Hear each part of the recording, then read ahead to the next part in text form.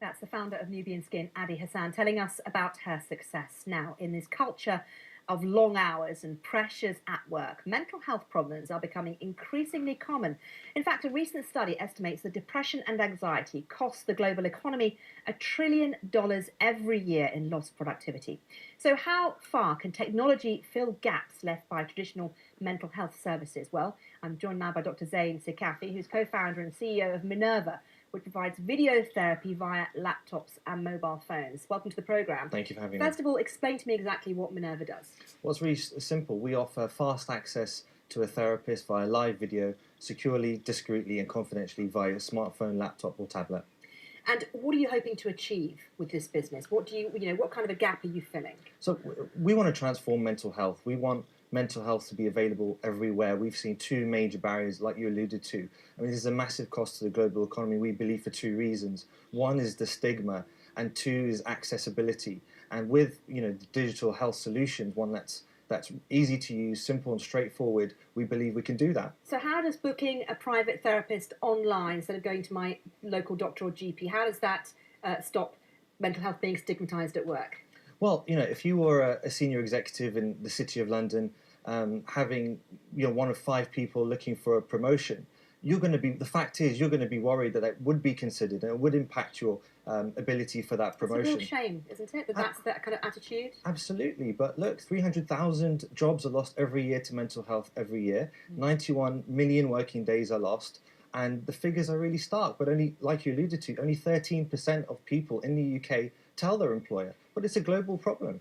How effective is therapy through a telephone or a computer? Isn't it more effective if you're sat there talking to the person face to face and able to communicate that way?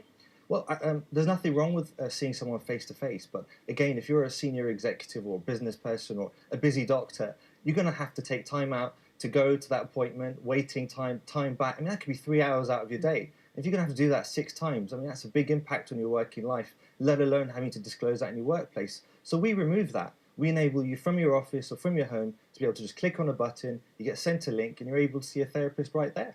What are the main mental health issues affecting people within the workplace these days?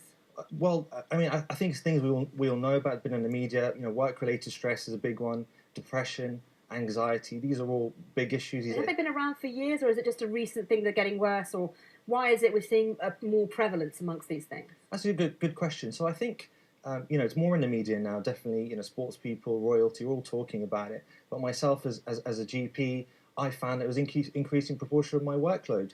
I mean, 3 out of 5 of all GP appointments are due to mental health symptoms.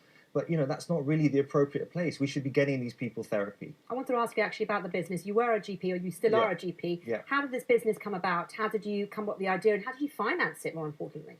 Well, me and my co-founder initially just put in our savings and our time, and we didn't take a salary for a very long time, and thankfully raised some investment.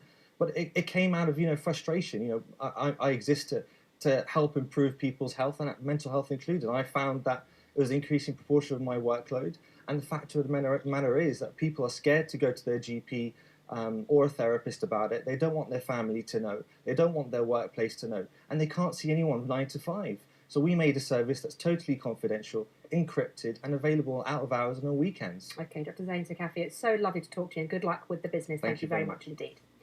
A very quick flash of the markets, because I did show you the opening bell. I don't want to disappoint you there. Following the rest of the world, markets not particularly liking the latest in that trade war between the US and China.